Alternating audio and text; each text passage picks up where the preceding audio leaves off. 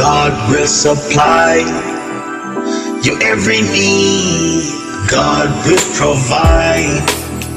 Just trust in Him. He will supply. Yeshua will. He will provide. Don't be anxious. He will provide. Yeah. Prayers and supplication with thanksgiving. Prayers and supplication with thanksgiving. He will provide. He will supply.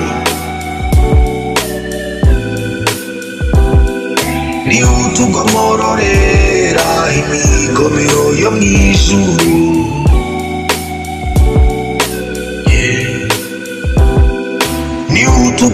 Niutugomororera imigomero yo mwijuru, akadusukaho imigisha tukabura aho tuyikwiza.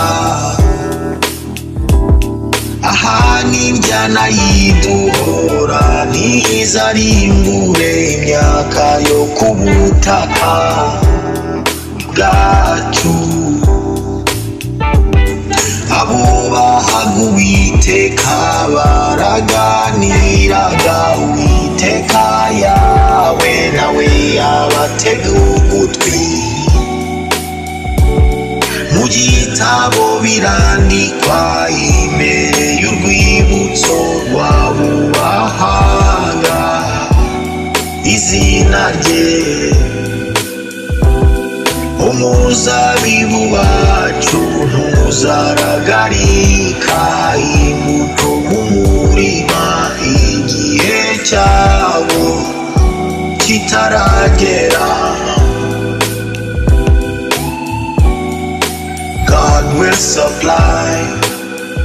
I'm not anxious. He will provide. Seek His kingdom first. He will provide. He will supply. Yeah, He will supply. He will surprise ya.